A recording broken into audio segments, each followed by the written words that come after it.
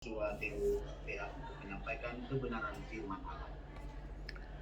Baik, Bapak Ibu, saudara-saudaraku terkasih di dalam Kristus Yesus Tuhan, kita akan berdoa terlebih dahulu sebelum kita mendengarkan firman Tuhan ya. Mari kita berdoa. Bapa Surgawi yang baik, terima kasih Tuhan karena anugerah dan kasih setiamu lah. Maka kami boleh ada saat ini sebagaimana adanya kami semua. Tanpa terkecuali kami yang ada di sini, kami hidup oleh karena topangan rahmat-Mu yang selalu baru setiap pagi. Itu sebabnya kalau kami juga boleh melakukan ibadah doa bersama dari rumah, pray from home, maka Tuhan saat ini juga kami akui sebagai anugerah-Mu yang patut kami syukuri. Kami memuji, memuja, mengeluh-elukan Engkau, menyembah Engkau Tuhan lewat senandung kidung puji-pujian yang telah disampaikan oleh hamba-Mu Ibu Greta dan kami semua. Kami boleh memuliakan Engkau dan biarlah hati-Mu diperkenankan ya Tuhan. Dan dalam perkenanan-Mu kami bermohon, berbicaralah kepada kami sekarang lewat pemberitaan firman-Mu. Sampaikan apa yang menjadi isi hati Tuhan bagi kami, agar kami dapat memahami rencana-Mu dan hidup di dalamnya. Namun sebelumnya kami berharap Tuhan mau membuka pikiran kami, agar dengan pikiran yang terbuka kami dapat mengerti kitab suci-Mu dengan baik dan benar. Terangi juga mata hati setiap kami, agar dengan mata hati yang terang kami dapat memahami betapa indah luar biasa kasih dan kuasa-Mu yang telah Kau anugerahkan kepada kami sebagai orang-orang pilihan-Mu di dalam panggilan setiap kami masing-masing. Kami juga berharap Tuhan memberikan roh hikmat dan wahyu bagi kami, agar kami dapat bertumbuh dewasa di dalam pengenalan akan Tuhan secara baik dan benar, agar hidup kami dapat memproyeksikan Kristus yang menjadi kebutuhan dunia. Bapa Surgawi yang baik, kami akan mendengarkan firman-Mu, tentu dalam pimpinan Roh Kudus-Mu kami berharap, dan di dalam nama Yesus Tuhan, kami sudah berdoa, kami mengucap syukur. Haleluya. Bersama kita semua katakan, amin. Amin. Malam baik for kita orang semua dan Tuhan kiranya memberkati. Salam sehat, shalom. Ya, terima kasih terlebih dahulu karena saya diberi kesempatan dan kepercayaan untuk menatalayankan kebenaran firman Tuhan di tengah-tengah komunitas Pakatuan yang luar biasa. Ya, hormat saya buat ketum Dr. Shepherd Supit dan ibu yang ada di Zoom saat ini, dan semua rekan-rekan hamba Tuhan tanpa terkecuali, dan semua kita anak-anak Tuhan yang tengah mengikuti Zoom ini. Biar Tuhan sendiri yang memberkati kita semua. Ada Pak Yosua Palanding juga, sahabat lama saya. Salam hormat buat Pak Yosua. Dan saudara-saudara yang kekasih, langsung saja saya berusaha menyampaikan firman Tuhan dalam tempo yang sesingkat-singkatnya. 1 Tawarik 28 ayat 9. Saya mau bertolak dari situ. Salah satu ayat kesenangan saya dan sering saya membaca, karena ayat ini setiap kali saya membaca, dia selalu punya daya merefleksi dalam kehidupan saya, supaya saya tetap fokus pada orientasi saya dalam panggilan Tuhan. 1 Tawarik 28 ayat 9. Bapak Ibu saudara-saudara buka. Saya nggak tahu kalau disediakan, ada mungkin ya ayatnya. Oke, puji Tuhan. Terima kasih Bapak admin ya, yang sudah menyajikan juga firman Tuhan secara tertulis. Kita baca sama-sama sebaiknya. 1 Tawarik 28 ayat 9, 2, 3. Dan engkau anakku Salomo, kenallah Allahnya ayahmu dan beribadalah kepadanya dengan tulus ikhlas dan dengan rela hati, sebab Tuhan menyelidiki segala hati dan mengerti segala niat dan cita-cita. Jika engkau mencari Dia, maka Ia berkenan ditemui olehmu. Tetapi jika engkau meninggalkan Dia, maka Ia akan membuang engkau untuk selamanya. Amin. Demikianlah firman Tuhan yang terdapat dalam 1 Tawarik 28 ayat 9. Yang berbahagia adalah kita yang membaca dan merenungkannya, serta bersedia untuk melakukannya dalam hidup kita sehari-hari oleh pertolongan Roh-Nya yang kudus. Haleluya. Amin. Saudara-saudara yang kasih, kenapa saya katakan bahwa saya senang ayat ini? Karena ayat ini merupakan petuah terakhir atau semacam wejangan dari seorang hamba Tuhan yang diurapi oleh Tuhan, seorang raja Israel yang legendaris.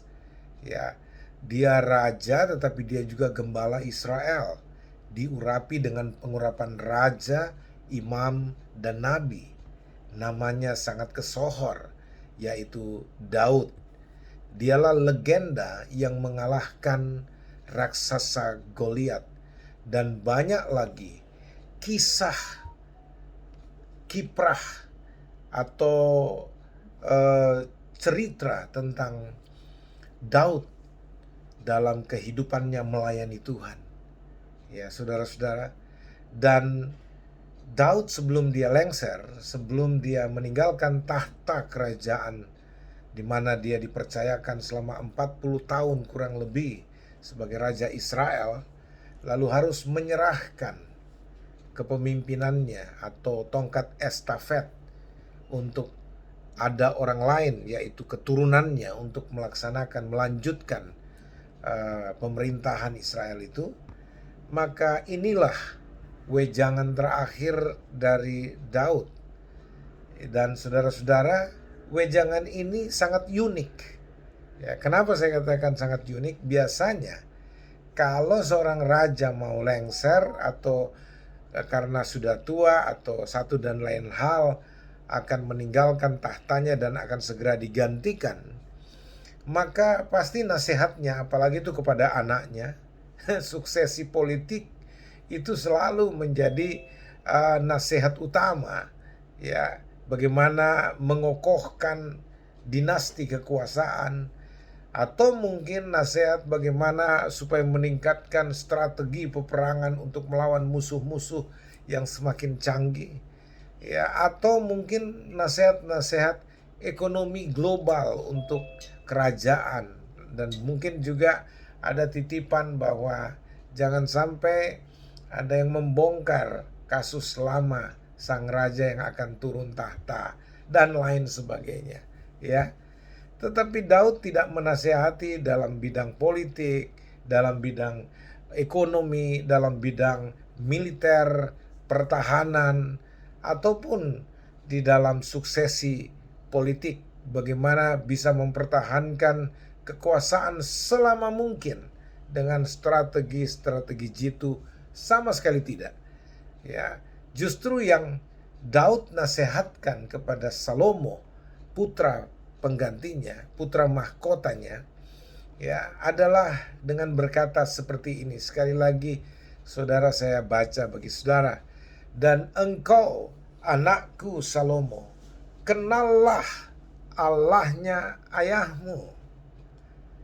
Kenallah Allahnya ayahmu. Ini nasihat spiritual.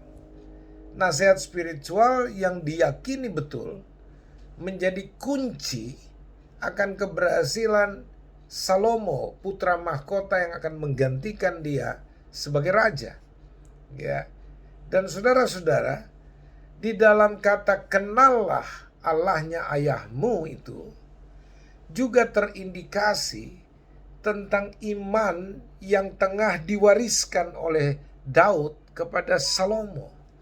Jadi warisan yang paling utama dari seorang hamba Tuhan, seorang ayah yang percaya Tuhan, orang tua yang percaya Tuhan adalah iman. Itu warisan utama, warisan yang paling tidak bisa diganggu atau tidak bisa dicuri atau tidak bisa dihilangkan. Ya, dan bahkan ini kunci kalau anak-anak yang diwariskan iman, pengenalan akan Tuhan itu memegang baik-baik nasihat ini, mereka menjadi keturunan yang pasti diberkati oleh Tuhan. Saudara-saudara yang terkasih, Daud berkata, "Dan engkau anakku Salomo, kenallah Allahnya ayahmu, dan beribadahlah kepadanya dengan tulus ikhlas dan dengan rela hati." Ya. Sebab Tuhan menyelidiki segala hati dan mengerti segala niat dan cita-cita. Jika engkau mencari Dia, maka Ia berkenan ditemui olehmu. Tetapi jika engkau meninggalkan Dia, maka Ia akan membuang engkau untuk selamanya. Ada kurang lebih 5 pokok pikiran di dalam ayat ini, saudara-saudara yang kekasih. Ya, pertama, pengenalan akan Tuhan. Ya, yang mestinya itu diwariskan oleh seorang ayah atau orang tua kepada anak-anaknya. Pengenalan akan Tuhan. Di tengah-tengah komunitas atau bangsa yang majemuk di zaman Daud, ya, dia dikitari oleh bangsa-bangsa yang belum kenal Tuhan atau punya Tuhan sesembahan yang berbeda dengan yang disembah oleh Israel. Misalkan orang-orang Filistin, orang-orang Yebusi, orang-orang Amon, orang-orang Moab, orang-orang yang ada di Kanaan, ya. Saudara-saudara, mereka bukan tidak punya sesembahan, punya sesembahan. Ilah-ilah mereka. Tetapi jelas tidak sama dengan apa yang disembah oleh Israel. Adonai Elohenu, Adonai Echad. Tuhan itu Allah kita, Tuhan itu Esa. Lalu dilanjutkan, kasihilah Tuhan Allahmu dengan segenap hatimu, dan dengan segenap jiwamu, dan dengan segenap akal budimu, dan dengan segenap kekuatanmu. Dan kasihilah sesamamu manusia seperti dirimu sendiri.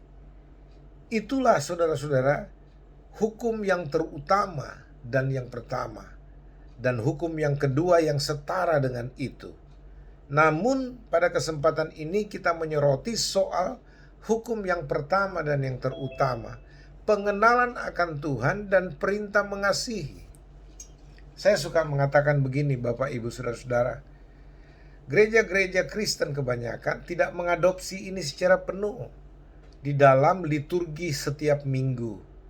Misalkan banyak gereja yang mengutip Shema Israel, tetapi hanya langsung pada hukum yang terutama. Kasihilah Tuhan Allahmu dengan segenap hatimu, dan dengan segenap jiwamu, dan dengan segenap akal budimu, dan dengan segenap kekuatanmu. Dan hukum yang kedua, kasihilah sesamamu manusia seperti dirimu sendiri. Padahal saudara-saudara, Shema Israel ini lebih duluan dibicarakan soal dengarlah. Makanya kata Shema itu dengarlah. Dengarlah hai Israel. Tuhan, Tuhan, huruf besar semua, YHWH, Adonai itu adalah Allah kita, Elohenu kita. Adonai Elohenu. Baru dibilang Adonai Echad. Nah, Tuhan itu Allah kita, Tuhan itu Esa. Nah, saudara-saudara, kita lihat di sini pengenalan akan Tuhan mendahului perintah mengasihi Tuhan. Ini yang banyak orang Kristen tidak menyadari. Sehingga saudara-saudara, pengenalan akan Tuhan sangat kurang pada kekristenan atau begitu beragam sehingga memunculkan polemik karena area tafsirnya begitu besar, saudara-saudara. Padahal jelas sekali Allah Israel yang kita sembah dalam perjanjian baru sebagai Yesus, Allah yang telah menyatakan dirinya dalam rupa manusia. 1 Timotius 3 ayat 15 berkata, begitu agung rahasia ibadah kita, yaitu Dia yang telah menyatakan dirinya dalam rupa manusia. Nah, itu sebabnya saudara-saudara yang kekasih dalam Tuhan, pengenalan akan Tuhan itu sangat penting. Nah, saya tidak panjang lebar di sini, tetapi saya hanya ingin mengatakan seperti yang juga Paulus sampaikan, keinginannya yang paling kuat dan yang terutama mengenal Dia dengan kuasa kebangkitannya. Who Jesus really is. Siapakah Yesus itu sesungguhnya? Menjadi pertanyaan yang tidak pernah usang dipertanyakan oleh anak-anak manusia di sepanjang segala zaman, saudara-saudara. Karena itulah sebabnya gereja bertanggung jawab, kekristenan bertanggung jawab untuk menyatakan, memperkenalkan Tuhan yang benar kepada semua orang di muka bumi ini, terutama kita di bumi persada Nusantara Indonesia ini, supaya orang tahu siapakah Tuhan yang benar yang dikatakan 1 Yohanes 5 ayat 20. Dia yang telah menyatakan dirinya dalam rupa manusia, dialah Allah yang benar itu, yaitu Tuhan Yesus Kristus. Bahwa Allah telah menyatakan dirinya sebagai Tuhan Yesus Kristus, dan dialah yang menjadi kebutuhan dunia. Sebab Tuhan Yesus Kristus inilah satu-satunya juru selamat, satu-satunya penyelamat manusia, satu-satunya penebus manusia berdosa. Tidak ada yang lain. Barang siapa yang percaya kepadanya tidak binasa, justru memperoleh hidup yang kekal. Tetapi barang siapa yang tidak mau percaya alias menolak Dia akan binasa. Nah, Allahnya Daud, Allah Abraham, Allah Ishak, Allah Yakub, Allah Yehuda, Allah Daud, dan kemudian kita tahu, saudara-saudara, yang kita sembah di perjanjian baru, itulah Yesus Kristus, Tuhan, yang sebenarnya harus kita wariskan pengenalan akan Tuhan yang benar ini kepada anak-anak cucu kita. Seperti saya minta tolong dibuka dulu dalam soal ini, 2 Timotius 5 ayat 1. Minta tolong admin. 2 Timotius 5 ayat 1. Ini yang diwariskan oleh Lois, nenek atau oma dari Timotius, yang juga dia terima dari Eunike, maminya. Bayangkan, nenek-nenek, oma-oma dengan mami ini mewariskan iman kepada anak-anak cucu. 2 Timotius bisa dibuka. Itu ya 2 Timotius 5 ayat 1. Saudara-saudara,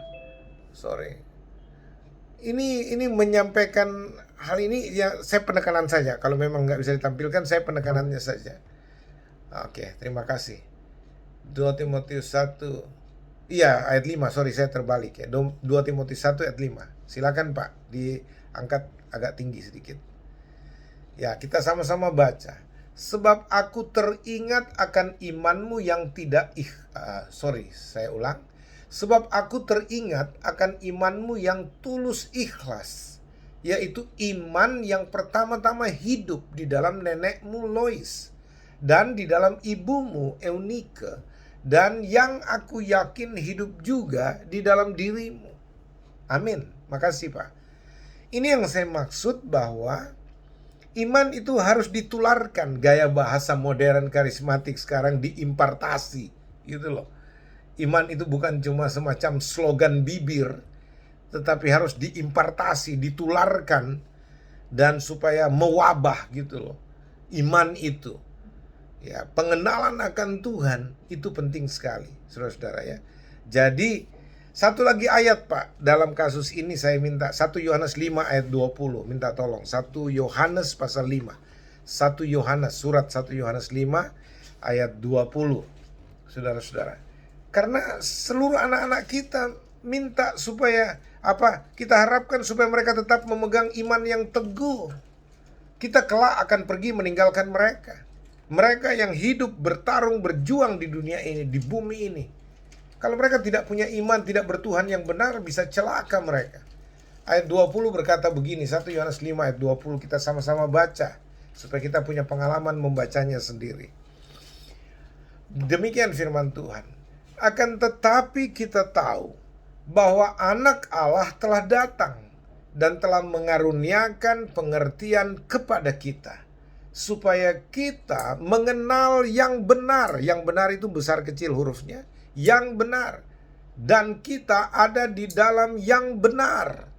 Dan kemudian yang benar ini diuraikan di dalam anaknya, anak Allah, Yesus Kristus namanya. Siapakah anak Allah yang bernama Yesus Kristus itu sesungguhnya? Ayat berikutnya berkata, dia, kalimat berikutnya berkata, dia, he is, dia adalah Allah yang benar dan hidup yang kekal. Jadi Yesus Kristus itulah Allah yang benar, the true God, dan sekaligus sebagai everlasting life, hidup yang kekal, eternal life. Jadi di luar Yesus Kristus tidak ada Allah yang benar. Hanya Yesus Kristuslah satu-satunya Allah yang benar, dan di dalam Dia ada hidup yang kekal. Di luar Yesus tidak ada hidup yang kekal, yang ada kebinasaan yang kekal, saudara-saudaraku yang terkasih. Nah, pengenalan akan Tuhan inilah yang wajib kita wariskan kepada anak cucu kita. Bukan harta benda berkelimang, uang, aset, dan sebagainya yang mungkin saja bisa menjadi malapetaka buat mereka karena perebutan harta. Ya, uang, harta benda belum tentu bisa membawa mereka mengenal Tuhan, tapi justru jauh dari Tuhan itu pasti. Ya, saya tidak menutup kemungkinan harta benda, warisan bisa juga membuat anak-anak lebih mengenal Tuhan, tapi itu presentasinya 90% banding 10. Ya. Iman kalau diwariskan dia bisa menghasilkan harta kekayaan. Iman yang diturunkan kepada orang tua, kepada anak-anak bisa menjamin hidupnya diberkati oleh Tuhan, dipelihara oleh Tuhan, ya. Tapi jangan dibalik. Belum tentu harta benda bisa kita wariskan lalu menghasilkan iman, tidak. Tapi iman sudah pasti bisa menghasilkan berkat-berkat yang menjadi kebutuhan dalam hidup kita. Amin, saudara. Nah, yang kedua, kalau dikatakan begini, sekarang kita bicara yang kedua adalah beribadah. Kan dikatakan, dan engkau anakku Salomo, kenallah Allahnya ayahmu, itu yang pertama. Dan yang kedua, beribadahlah kepadanya dengan tulus, ikhlas, dan rela hati. Ini yang kedua, beribadah. Nah, banyak orang beribadah asal beribadah, Bapak Ibu Saudara-saudara. Padahal ibadah itu ada aturannya. Bukan soal aturan liturgia. Liturgia bisa macam-macam, Bapak Ibu. Ya, tata ibadah kita bisa bermacam-macam sesuai dengan sinode gereja masing-masing, nggak ada masalah. Ya, tetapi yang Tuhan mau di sini, ibadah yang kita dituntut adalah bicara ibadah yang tulus, ikhlas, dan rela hati. Saudara-saudara, apapun bentuk liturgimu, apapun tata ibadahmu, bentuk tata ibadahmu, nggak ada masalah bagi Tuhan. Yang masalah kalau engkau beribadah tanpa hati. Ibadahmu, puji-pujianmu, nyanyianmu, doamu, penyembahanmu tidak lahir dari dalam hati. Cuma semacam kebiasaan, tradisi agamawi. Itu yang Tuhan tidak mau, saudara-saudara. Nah, makanya ibadah orang Kristen itu beda. Bukan ibadah simbolik, bukan ibadah yang lebih mengutamakan simbol-simbol, aturan-aturan simbolik, ya, sujud misalkan, kiblatnya kemana, berapa kali sujud, bagaimana harus angkat tangan, harus bertepuk tangan, harus berlutut, dan sebagainya. Itu cara-cara simbolik saja, saudara-saudara, ya. Tetapi yang Tuhan mau lebih hakikat, ibadah yang lebih mendasar, yaitu yang lahir dari hati. Banyak orang yang beribadah secara liturgis. Mereka bisa angkat tangan, tapi hatinya jauh dari Tuhan. Mereka bisa lipat tangan, tutup mata, kelihatan kudus sekali, tapi pikirannya mengembara kemana-mana. Hatinya nggak jelas ada di situ. Nah, saudara-saudara yang kekasih, yang Tuhan lihat adalah hati. Bukan kita punya posisi badan berdoa. Bukan soal bagaimana kita memasang muka-muka kudus ketika kita menyanyi. Bahkan kalau kita sedang beribadah, kita lebih kudus, lebih suci daripada malaikat dan belia. Ya, padahal hati menjauh dari Tuhan. Tapi Tuhan tidak bisa dikelabui. Tuhan melihat hati, saudara-saudara. Nah, itu sebabnya yang kedua ini bicara tentang ibadah hakikat. Ibadah yang Tuhan mau itu harus keluar dari hati. Jika engkau menyanyi, harus keluar dari hatimu yang memuliakan Tuhan dengan bibirmu yang memasyurkan Tuhan. Saudara-saudara, Tuhan mau supaya engkau juga beribadah dengan tulus, ikhlas. Ini ada 3 kata ini, tulus, ikhlas, dan rela hati. Nah, lawan dari 3 sekaligus ini 1. Ya, motifnya mamon, keuntungan. Jadi kalau kita beribadah, apapun tugas kita, apapun tanggung jawab kita dalam ibadah, kalau ibadah berjamaah ya, berjemaat ya, itu tulus, harus tulus, ikhlas, dan rela hati. Ya, jangan saudara-saudara beribadah dengan motif mencari keuntungan pribadi di dalamnya, mencari keuntungan mamon. Ada orang rajin beribadah untuk mencari popularitas, mengambil bagian aktif dalam pelayanan, tapi perburuannya bukan perkenanan Tuhan, tetapi perburuannya adalah popularitas, kekuasaan, jabatan, dan lain sebagainya. Tuhan tahu loh, ya. Dengan rela hati, saudara-saudara. Artinya, kau tidak menuntut apa-apa ketika engkau dipercayakan untuk memimpin ibadah mungkin, atau melakukan tugas pelayanan tertentu. Saudara, orientasimu adalah perkenanan Tuhan, agar kita dapat jadi berkat, Tuhan dimuliakan. Nah, saudaraku yang terkasih, hal yang ketiga, sebelum itu saudara mungkin berkata, saya tulus kok Pak Yosua, saya ikhlas dan rela hati. Makanya saya bilang tadi, bagus dong. Tapi Tuhan yang tahu hatimu, Tuhan yang lihat hatimu. Ya, kalau kita hanya bisa lihat performance seseorang, performance-nya ketika dia sedang beribadah, dia angkat tangan kelihatannya kudus sekali, dia berdoa tutup mata ataupun buka mata dengan mengarah ke sorga. Berbagai macam ekspresi Anda bisa lakukan. Ya, tetapi Tuhan tetap lihat hati. Gitu loh saudara-saudara. Ya, itu sebabnya ini kita penting introspeksi diri, bahwa kalau kita sudah mengenal Tuhan akan terproyeksi dengan ibadah kita. Ibadahnya yang dikatakan oleh Yohanes itu bahwa penyembah-penyembah benar telah tiba. Penyembah-penyembah Bapa akan menyembah Bapa di dalam roh dan kebenaran. Penyembah-penyembah benar itu akan menyembah Bapa di dalam roh dan kebenaran. Saudara-saudara yang kasih, saya nggak perlu jabar lagi di sini, hamba-hamba Tuhan. Rasanya juga saya gak risih kalau ngomong khotbah para pendeta dan rekan-rekan pelayan. Tapi orang Manado bilang orang berbagi saja. Ini sharing, berbagi. Apa yang saya pahami, apa yang saya yakini, saya share kepada saudara. Paling tidak bisa menambah-nambah wawasan kalau ada yang belum tahu. Tapi kalau sudah ada mungkin peneguhan saja, puji Tuhan. Nah, yang terakhir saudara-saudara, saya mau ajak saudara lihat bagian ketiga, bahwa Tuhan menyelidiki segala hati dan mengerti segala niat dan cita-cita. Hebat di sini ya. Anda bisa mengatakan saya beribadah dengan tulus, ikhlas, dan rela hati. Nah, Tuhan menyelidiki segala hati loh. Ya. Segala hati manusia Tuhan selidiki. Ya, apakah betul-betul motifmu murni, tulus, ikhlas, rela hati dalam melayani, atau ada udang di balik kuitiau?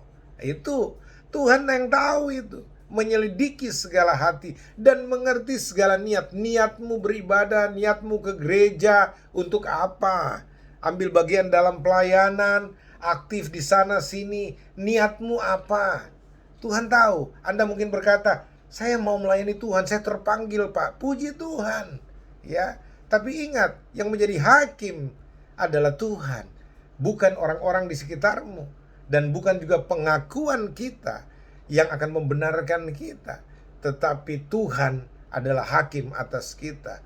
Akan terlihat orang yang sungguh-sungguh, orang yang tulus, orang yang ikhlas dan rela hati dalam pelayanan, dalam beribadah. Itu nggak bisa dibohongin, bahkan kita rasakan auranya, kita rasa, saudara-saudara. Ya, nah, saudara-saudara, Tuhan menyelidiki segala hati dan mengerti segala niat dan cita-cita.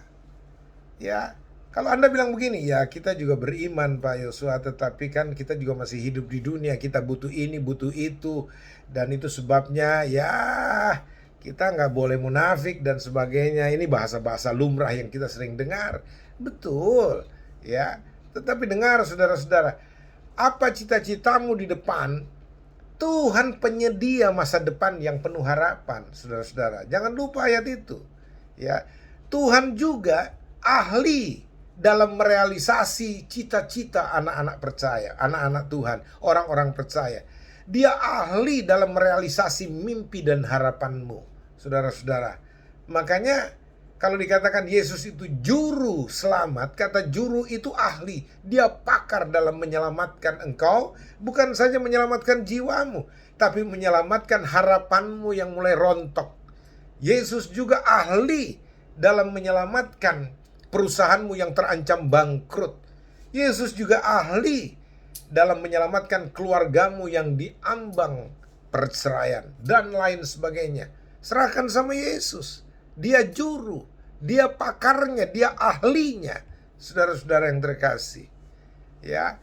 Dan yang keempat, ini yang terakhir, betul-betul terakhir. Jika engkau mencari Dia, maka Ia berkenan ditemui olehmu. Tetapi jika engkau meninggalkan Dia, maka Ia akan membuang engkau untuk selama-lamanya. Ya. Sebenarnya ada dua bagian, tapi saya satukan aja langsung. Jadi yang keempat dan lima, dua pokok pikiran di sini. Jika engkau mencari Dia, Amos berkata begini, carilah Tuhan maka kamu akan hidup. Ya, jangan cari hidup untuk ketemu Tuhan, gak bisa. Jangan dibalik ayat itu. Ya, carilah Tuhan maka kamu akan hidup. Tapi jangan cari hidup untuk bertemu Tuhan. Nggak begitu ayatnya, bro. Nah, itu sebabnya kalau engkau mencari Tuhan dengan tulus ikhlas, dengan rela hati, Tuhan mengerti cita-citamu. Tuhan tahu merealisasikan harapan mimpimu dan cita-citamu. Saudara-saudara, carilah Tuhan. Ya. Lewat apa? Lewat doa. Lewat kontemplasi harian kita, perenungan pribadi kita. Dengan firman Tuhan kita baca, kita renungkan. Saudara-saudara, percayalah, orang yang mencari Tuhan akan menemukan Tuhan. Jika engkau mencari Dia, maka Ia berkenan ditemui olehmu. Dan yang kelima terakhir, jika engkau meninggalkan Dia, ya, maka Ia akan membuang engkau untuk selamanya. Wow. Saudara-saudara, kalau kau cari Dia, Dia berkenan ditemui olehmu. Tetapi jikalau engkau meninggalkan Dia, maka Ia akan membuang engkau untuk selama-lamanya. Nah, saudara-saudara, selalu ada pilihan bagi setiap orang. Karena Tuhan telah menaruh yang namanya free will, kehendak bebas dalam diri tiap manusia. Supaya oleh kehendak bebas itu, dia memutuskan mau berpihak kepada Tuhan, mau cari Tuhan atau tidak. Nah, itu sebabnya Tuhan paling senang kalau kita menggunakan free will, keputusan pribadi saya untuk dengan rela, dengan tulus, dengan ikhlas mencari Tuhan. Ya, supaya ibadah kita betul-betul ibadah yang menjadi berkat bagi kemuliaan nama Tuhan. Tetapi hati-hatilah saudara-saudara, tipu daya dunia, pangkat, jabatan, uang, ya laki-laki, wanita dan semua itu godaan dunia bisa membuat kita tertipu seperti Adam dan Hawa di Taman Eden tertipu dan melepaskan kuasa yang telah dia terima dari Tuhan, kasih dan seterusnya, dan dia jatuh dalam dosa. Ingat, orang bisa meninggalkan Tuhan karena tertipu, ya, oleh Tuhan-Tuhan lain, ya, tertipu dengan pesona yang dikelabui oleh setan iblis agar manusia kemudian terseret, terbawa. Nah, itu sebabnya waspadalah, berhati-hatilah. Jangan sampai tipu daya dunia ini membuat engkau jadi meninggalkan Tuhan. Jikalau engkau meninggalkan Dia, maka Ia akan membuang engkau untuk selama-lamanya. Inilah firman yang Tuhan mau kita dengar saat ini, agar kita betul-betul merenungkannya dan menjadikan itu pedoman dalam hidup dan kehidupan kita, bagi kemuliaan Yesus Kristus Tuhan, bagi keberkatan manusia di mana kita Tuhan tempatkan. Tuhan memberkati. Amin. Silakan Pak, saya serahkan. Haleluya, puji Tuhan, puji Tuhan. Puji Tuhan. Luar biasa, pada malam hari ini kita kembali dibekali, kita sebagai orang-orang tua